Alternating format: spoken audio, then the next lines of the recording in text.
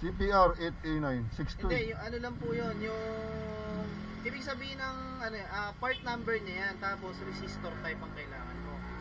Pero kung yun na yan, mismo wala, pero pare-pareho lang yan. Compatible to. Pasok yan, basta ang ano lang dyan, short tip o long tip, yung pang ano. Pero per checking naman sir, chinek ko rin sa ano, yan ang mga spark plug mo. Kasi ito kasi yung ano niya, yung model. Yan yung, baka yan yung syempre stock na nakakabit. Oh, ito. Ang difference lang yan, part number, tapos yung R, ibig sabihin yan sa resistor type. Kasi, yung motor mo is FI na yan. Kailangan yung mga carb, walang R. So yung may R, resistor type, pang carb. Ay, pang ano, pang FI. Pero compatible to. Yes. Ayan sir, ate mo. Check natin oh. Pang ano yan, pang ayan, ang mga long tip. Puro long tip yan sir. Sinerch natin yung Sniper 155 spark plug size. Ayan. Pang version 3 to. Walang kaso sa ano, Walang sa kaso version yung sa ano type ng spark plug ang meron. Kasi binabasa yung pag bumili yung mga model eh. Kasi Para pareho eh. stock kasi yan sir pag ganyan. Para Wala nang problema sa akin, basta compatible lang, umandar lang.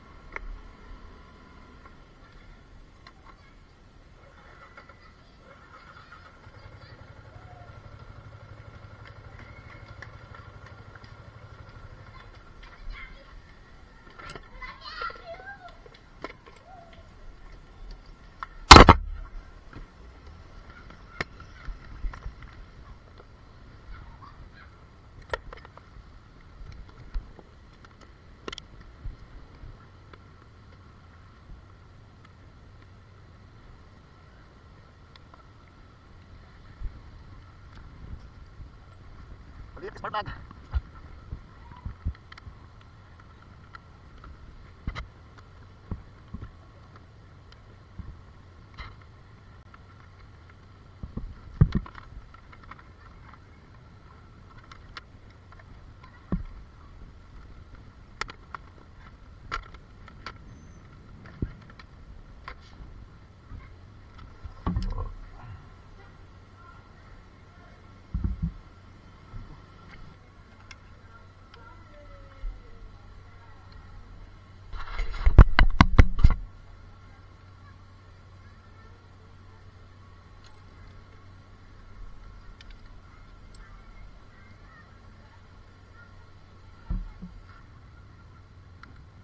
Ayan na guys, tinanggal ko na yung spark plug niya para palitan ng bago.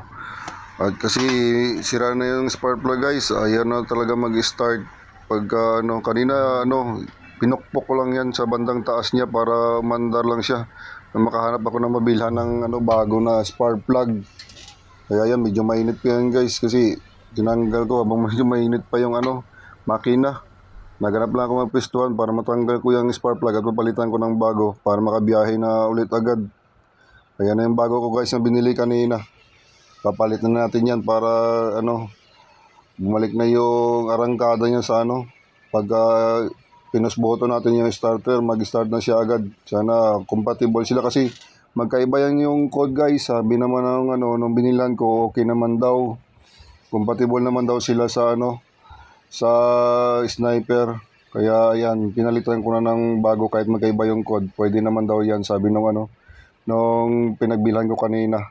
Kaya ito guys, ikabit na natin to para para matesting na natin kung okay yung yung post button sa starter at umanda na siya agad kasi wala pa tayong pang pang gastos ang pang top overall kasi kailangan na talaga to guys pang top overall yung yung motor ko kasi medyo may usok na yun guys na lumalabas dun sa tambutson niya. Kailangan na daw i-top overall para kailangan ko daw mag-prepare na medyo malaki-laki guys ang budget na kailangan. Kaya ito na lang muna ipagtiisan natin para para makapag-ipon na tayo ng pang top overall sa kanya at bumalik na yung yung sigla ng motor natin at arangkada niya. Ayan guys, naigpitan ko na dyan. Pagkatapos nyan, i-testing na natin pagka naibalik natin lahat. Ayan, ikabit na natin yung yung pinaka-cap niya guys doon sa may spark plug. Tapos i-testing na natin kung compatible nga at okay nga yung test natin doon sa sa bagong spark plug. Subukan na natin kung andar na ito. Sana maging okay yung andar niya sa bagong spark plug na kinabit natin. Subukan na natin to guys kung andar po siya sa push button yung bagong spark plug. Ayan guys, parang ayaw pa siya mag-start sa sa push button sa bagong spark plug na kinabit natin.